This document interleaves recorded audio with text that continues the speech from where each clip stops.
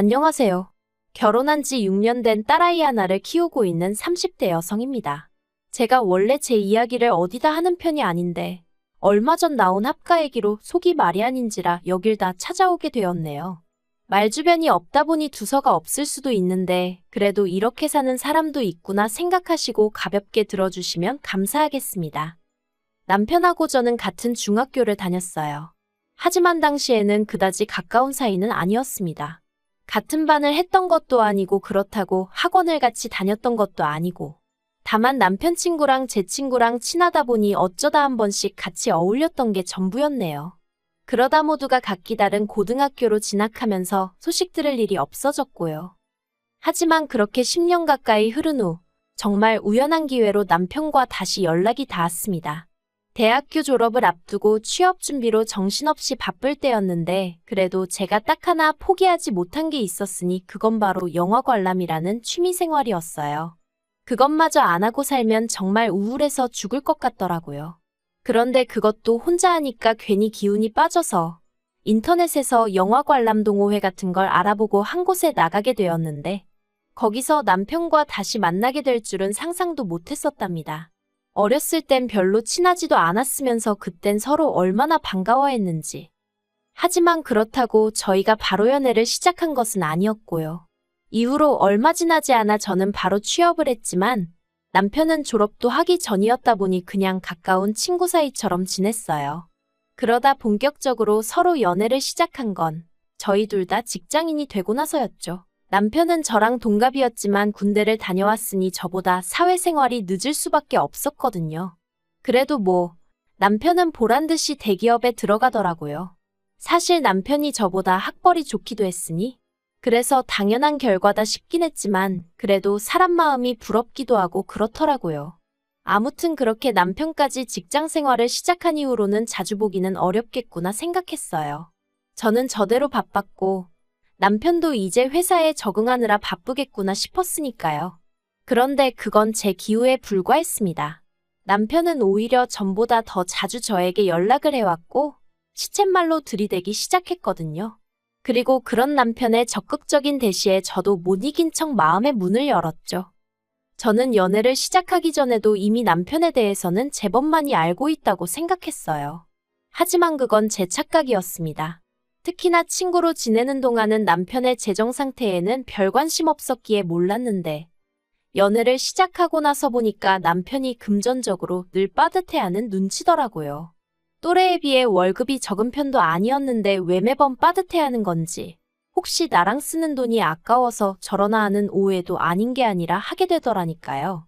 그런데 알고 보니 신호와 남편 그리고 시동생 중에서 그래도 제대로 된 밥벌이를 하는 건 남편밖에 없었고 그렇다 보니 시부모님 생활비로 남편이 막대한 지출을 하고 있었던 거였죠. 그 와중에 신호와 시동생도 이런저런 이유를 대가며 남편에게 손을 벌리고 있었고요. 그 사실을 알곤 얼마나 기가 차던지. 하지만 그때만 하더라도 제가 남편과 결혼을 전제로 만나고 있던 것은 아니니 괜히 이렇다 저렇다 말을 하기는 좀 껄끄러웠어요. 괜히 쓸데없는 오해를 사기도 싫었고요. 그런데 만나는 기간이 2년이 넘어가니까 누가 먼저랄 것 없이 조금씩 결혼 이야기가 오가기 시작했고 그렇다 보니 서로 얼마나 모았는지 그런 것도 오픈을 하게 되었는데 솔직히 어느 정도 각오는 하고 있었거든요. 그런데도 정말 깜짝 놀랐습니다. 모아둔 돈이 제 절반도 되지 않았으니까요. 그래서 결국 결혼은 하기로 했지만 그 조건으로 시댁에 드리는 생활비는 그렇다고 쳐도 신우나 시동생에겐 더 이상 금전적 도움은 주지 말라고 했어요. 경제권도 제가 가져오기로 했죠. 이게 남들이 들으면 이상할 수도 있는데 그래도 저희는 친구로 지낸 기간이 길다 보니 이런 이야기는 좀 더 직설적으로 할 수 있었던 것 같아요. 아무튼 남편도 이래저래 생각이 많아진 눈치였지만 결국 제 뜻에 따라주기로 했고 그렇게 저희는 결혼을 약속했습니다. 하지만 당연히 시부모님은 이런 변화를 달가워하지 않으셨죠. 결혼하고 첫 달, 줄어든 생활비를 받아드시곤 노발대발하시더니 급기야 제 면전에다 대놓고 야무진 여자를 데려오는 줄 알았더니 어디서 독한 X를 데려왔다는 소리까지 하셨으니까요. 신우나 시동생도 마찬가지였어요. 제가 남매 사이를 이간질한다며 절 못 잡아먹어 안달이었거든요. 결혼할 때 시댁에서는 한 푼도 도와주지 않으셨고 친정에서는 그래도 이렇게 해주셨습니다. 사윗감인 남편이 예뻐서 해주시고 그런 건 절대 아니고 하나뿐인 딸이 시작부터 고생할까 그게 걱정이라 해주신다 하셨죠? 그리고 말이 나와서 말이지만 저희 친정 부모님이라고 해서 사윗감인 남편을 처음부터 쌍수 들고 환영하신 건 아니셨어요. 제가 친정어머니랑 워낙 가깝게 지내다 보니 이런저런 이야기를 미주알고주알 전하곤 했는데 그렇다 보니 친정어머니는 사돈될 집안 형편이 좋지 않다는 것도 진작에 알고 계셨고 그런 집으로 시집을 가면 마음고생할 건 불보듯 뻔한 일이라며 적당히 연애만 하다 헤어졌으면 좋겠단 말씀도 몇 번이나 하셨었으니까요. 하지만 사람 마음이 마음대로 돼야 말이죠. 저는 친정부모님께 몇 번이나 남편의 배경 말고 앞으로의 가능성을 봐달라고 부탁을 드렸어요. 남편도 틈나는 대로 저희 친정에 찾아와 저희 친정부모님한테 살가운 아들 노릇을 자처했고요. 그러자 결국 자식 이기는 부모 없다는 말처럼 친정부모님께서 제 결정을 믿고 지지해 주신 거예요. 한편 결혼하고 2년 만에 지금의 딸을 가졌습니다. 그리고 저는 출산한 달 전까지 예전과 마찬가지로 회사에 나가 일하고 가끔 야근도 하고 지금 생각하면 시쳇말로 정말 빡세게 지냈어요. 참고로 저희 회사에도 출산휴가니 뭐니 하는 것들이 있긴 했지만 솔직히 그때만 해도 그 제도를 당당히 쓰는 사람은 적어도 저희 팀엔 한 명도 없었거든요. 그래서 저도 악으로깡으로 버틸 수밖에 없었죠. 그런데 더 큰 문제는 육아휴직이 끝나면서 터졌습니다. 원래는 제가 회사에 복귀를 하면 평일에는 친정에 아이를 맡겨놓을 생각이었어요. 주말에만 저희 부부가 아이를 보고요. 그런데 제가 막 회사에 복귀를 하려던 시점에 친정어머니께서 사고를 당하시면서 아이를 봐주실 수 없는 상황이 되었거든요. 그래서 어쩔 수 없이 어머님께 부탁을 드리러 갔어요. 사실 친정은 저희 집에서 왕복 2시간은 걸리는 거리였던 반면에 그래도 시댁은 1시간 안팎이면 오갈 수 있어서 출근 전에 맡겨놓고 퇴근 후에 데려오고도 할 수 있을 것 같았거든요. 그런데 어머님께선 저희 친정어머니 소식까지 들으셨으면서도 정말 단칼에 거절을 하시더라고요. 그리고 그 이유가 당시 어머님께서 취미생활로 노래교실에 다니셨는데 아이를 봐주게 되면 수업은 물론이고 행사 같은데 제대로 참여하기도 어려워진다는 거였죠. 어머님도 어머님 나름대로 자식새 키워놓고 이제 좀 쉬려는데 손녀를 봐달라 하니 답답하셨겠지만 며느리인 제 입장에선 또 그 거절 사유가 노래교실이라는 게 솔직히 어찌나 섭섭하던지요. 게다가 1, 2년을 봐달라는 것도 아니었고 반년 정도만 부탁드리는 거였는데 시터를 알아보지 그랬냐 하실 수도 있는데 시터도 알아봤었죠. 그런데 아이가 낯가림이 너무 심해서 그리고 아이 안전 문제도 있고 그래서 엄두가 안 났어요. 아무튼 그래서 결국 제가 회사를 관두고 아이를 키우기 시작했어요. 아이가 어느 정도 자라면 다시 복직을 하든 다른 길을 찾아보든 그건 그때 가서 생각해보기로 하고요. 친정어머니가 당신이 저를 주저앉힌 것 같다 하시며 어찌나 속상해 하시던지. 그리고 이후로 시댁 식구들과는 좋을 것도 나쁠 것도 없는 사이로 대면대면하게 살아왔습니다. 신우는 여전히 시집도 안 가고 혼자 지내고 있었고 시동생은 저희 애가 태어나던 해 7살이나 어린 동서와 결혼을 했지만 사이가 좋지 않았죠. 동서한테 듣기론 시동생이 동서를 꼬셔내느라고 되도 않는 거짓말을 어지간히 했던 모양이더라고요. 하지만 어디까지나 다른 집 사정이니 제가 굳이 알려고 하지도 않았고 솔직히 그렇게 궁금하지도 않았어요. 저는 저대로 제 가족 챙기고 애 키우느라 하루하루 정신없이 살아가고 있었으니까요. 그러다 올해 초 아버님이 돌아가셨습니다. 아버님이 평소에도 코골이가 심하셔서 어머님과 다른 방에서 주무신 지가 10년이 넘으셨다 들었는데 그렇다 보니 아버님이 돌아가셨다는 걸 아침에서야 어머님이 발견하셨다대요. 그래서 그 일로 가족들이 크게 충격을 받았고 어머님이야 말할 것도 없었죠. 그런데 그 일이 있고 2달쯤 지났을 때인가 신우가 앞으로 어떻게 할지 상의를 해야 할 거 아니냐며 저희 부부와 시동생 내외를 불러 모았습니다. 그리고 그때만 하더라도 저는 앞으로 뭘 어떻게 하자는 건가 싶었어요. 이미 저나 남편은 아버님이 돌아가신 이후로는 시댁에 틈틈이 들려 어머님 안부도 챙기고 말동무도 되어드리고 나름대로 할도리는 하고 있었거든요. 그런데 모두가 모인 자리에서 신우가 대뜸 한다는 소리가 아버님이 그렇게 간밤에 돌아가시고 나니까 어머님을 혼자 계시게 하는 게 너무 걱정이 된다면서 저희가 모셨으면 좋겠다고 하는 거예요. 이건 뭐 아닌 밤중에 홍두깨도 아니고 정신이 확 들더군요. 제가 왜 저희냐고 물었어요. 저희는 아시다시피 집도 작고 애도 있어서 어머님 모실 상황이 못 된다고요.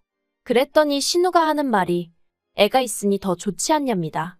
어머님이 저희 애를 봐주실 수도 있고, 그리고 그 이야기를 듣는 순간 예전 생각이 딱 떠오르면서 기분이 나빠졌어요. 봐달라고 그렇게 부탁드릴 땐 나 몰라라 하셨던 어머님인데 무슨 이제 와서 저희 애를 앞세워 저희랑 사시겠다는 건가 싶은 게, 그래서 제가 엄마가 집에 있는데 왜 할머니의 손길이 필요하겠냐고 그런 이유라면 괜찮다고 저도 딱 잘랐죠. 그리고는 신우더러 그러지 말고 형님이 모시는 게 어떻냐 했습니다. 형님은 딸이고 지금 혼자 살고 계시니 어머님 입장에서도 저희랑 사시는 것보단 형님과 사시는 게 훨씬 편하시지 않겠냐고요. 그랬더니 신우가 짜증을 내면서 한다는 말이 자기가 이 나이에 어머님까지 모시고 살면 어떤 남자가 자기를 좋다고 하겠냐대요. 어이가 없었죠. 지금까지 몇 년을 혼자 살아도 좋다는 남자가 없었는데 별 쓸데없는 걱정을 다 한다 싶어서요. 하지만 차마 그런 말을 대놓고 하기는 그래서 그냥 형님도 형님 나름의 사정이 있듯이 저희도 저희 사정이 있다. 자주 들여다보고 살 수는 있어도 모시고 살 수는 없다고만 단호하게 얘기했어요. 그랬더니 이젠 시동생까지 가세를 해서는 우리 세남매 중 그래도 제일 먹고 살 만한 게 형이랑 형수 아니냐면서, 그러니까 어머님을 저희가 모시는 게 당연하다나요. 웃겼죠. 먹고 살 만한 거랑 합가랑 도대체 무슨 상관인가 싶은 게. 그리고 어머님을 모시게 되면 말 그대로 남편이야 출근해버리면 그만이지만 저는 정말 전하어머님 중 누구 한 명이 집에서 나가지 않는 한 하루 왼종일 붙어 있어야 하는데 한번 상상을 해봤어요. 그런데 정말이지 단둘이 같이 있을 상상만 해도 머리가 지끈지끈 아파오는 게, 그래서 제가 시동생 뒤로 숨어있는 동서한테 동서라면 어머님이랑 단둘이 매일같이 붙어 있을 수 있냐고 대놓고 물었더니 죄송해요 한마디만 하더라고요. 그리고 결국 그날 이렇다 할 결론을 내리지 못하고 헤어졌는데 집으로 돌아오는 내내 남편은 아무 말도 없었습니다. 아무래도 어머님의 거취 문제가 제대로 결론이 안 나서 그런가 보다 싶어서 저도 굳이 애써 말을 걸고 그러진 않았죠. 그러다 주차장에 도착해서야 남편이 얘기 좀 하자며 말문을 열길래 그래 한번 얘기해봐 했더니 자기는 솔직히 어머님을 모시고 오고 싶답니다. 뵈러 갈 때마다 풀 죽어 계신 어머님을 보는 게 그렇게 가슴이 아프더라면서 이제껏 자기가 매번 제 의견을 따라주었으니 이번만큼은 자기 뜻대로 해주면 안 되겠냐고요. 그래서 제가 미안하지만 그렇게는 못한다고 난색을 표했어요. 100번 1000번 양보해서 아침 저녁으로 어머님 찾아뵙고 끼니는 챙겨드릴 수 있어도 한 공간에서 다정하게는 못 살 것 같다고요. 그리고는 남편더러 당장 당신 기분 좋으라고 혹은 어머님 기운 차리시라고 선뜻 합가하겠다고 했다간 시간이 지난 후에 내가 후회할 것 같아서 그러니 나 좀 이해해달라 했죠. 하지만 남편도 이번만큼은 도통 저를 이해해주려 하지 않았고 결국 일주일 넘는 시간 동안 설정과 냉전을 오가다 결국엔 제가 졌어요. 어머님을 모셔오는 쪽으로 결론을 냈죠. 단 제가 생활비 말고 어머님을 모시는 데에 대한 노동의 대가를 요구했고 재산 분할에 관해서도 조건을 내걸었습니다. 그리고 이 모든 걸 서류화해서 공증도 받겠다 했거든요. 그랬더니 신우고 시동생이고 저더러 돈독이 올랐냐며 미쳤다고 욕을 해대는 거예요. 사실 처음에 어머님의 거취 문제를 가지고 얘기가 나왔을 때 신우가 자기가 시동생네랑 해서 한 달에 100만 원씩 어머님 생활비를 주겠다 했었어요. 그리고 그때는 아예 모셔올 생각이 없었기에 그런 말도 귓등으로 듣고 흘렸었는데 남편이 하도 집요하게 졸라서 결국 모시고 오자는 쪽으로 이야기가 되니까 불현듯 신우가 했던 말이 떠올랐고 그때부터 나름대로 저도 계산을 해보니까 이런 표현은 좀 그렇지만 생활비만 받아서는 수지타산이 안 맞겠더라고요.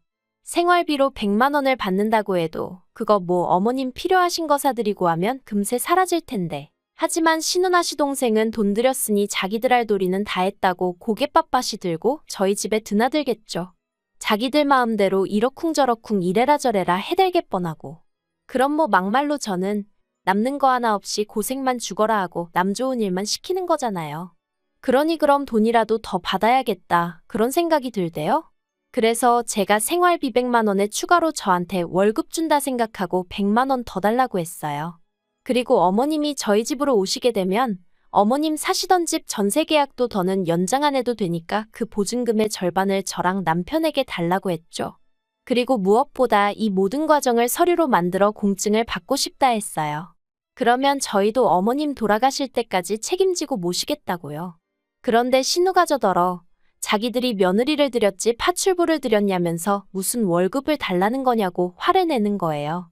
어이가 없었지만 계속 얘기해봤자 딱히 답이 나올 것 같지도 않고. 그래서 제 조건을 수용하던가 그게 아니면 뭐 전부 다 없던 이야기로 하자고 했습니다. 막말로 저는 아쉬울 거 하나 없었으니까요. 그랬더니 며칠 뒤 신우한테 또 연락이 와서는 그 며칠 동안 자기도 나름대로 만반의 준비를 했다고 생각한 건지 제가 전화를 받기가 무섭게 무슨 따발총 마냥 쏘아대기 시작하더라고요. 그런데 기껏 생각해냈다는 말이 저더러 남편이 벌어다주는 돈으로 먹고 살면서 시어머니 모시는 건 못한다는 게 말이 되냐입니다. 시어머니가 안 계셨으면 제 남편이 어떻게 이 세상에 존재했겠냐면서 저더러 며느리 도리는 해야 할 거 아니냐면서요. 이렇게 말하긴 좀 그렇지만 시집도 못 간 주제에 며느리 도리를 운운하는 신우가 좀 웃기긴 하대요. 아무튼 결과적으로 어머님은 모셔오지 않기로 했어요. 하루가 멀다 하고 신우랑 시동생은 물론이고 어머님까지 남편한테 제 욕을 하셨는데 그게 역효과가 났거든요. 막말로 그래도 저나 남편은 못해도 이틀에 한 번은 시댁에 들려 어머님을 챙겼지만 신우나 시동생은 일주일에 한두 번, 그것도 빈손으로 덜렁덜렁 왔으니 남편이 그걸 알곤 원래 사람이 자기 똥굴인지는 모른다더니 누가 누구를 욕하는 거냐면서 그냥 각자 알아서 하자고 상황을 정리해버렸거든요. 어머님한테도 우리 애는 안 봐줘놓고 이제 와서 어머님 모시고 살라 소리를 어떻게 하시냐면서 그리고 저는 아랫동서 마냥 이번만큼은 남편 뒤에 딱 숨어버렸네요. 솔직히 어머님 연세가 더 드시면 그래서 정말 도움의 손길이 필요해지시면 그때는 뭐 또 그때대로 방법을 찾아야겠죠. 하지만 지금은 아니에요. 그리고 자식이 저희 남편만 있는 것도 아닌데 왜 잘 사는 저희를 들쑤시지 못해서 안달인지 모르겠네요. 아무튼 말로만 효도하는 것들이 제일 문제 아닌가요? 자기들이 하기 싫고 못하겠는 건 남들도 마찬가지라는 거 생각 좀 하고 짓거리면 좋겠습니다.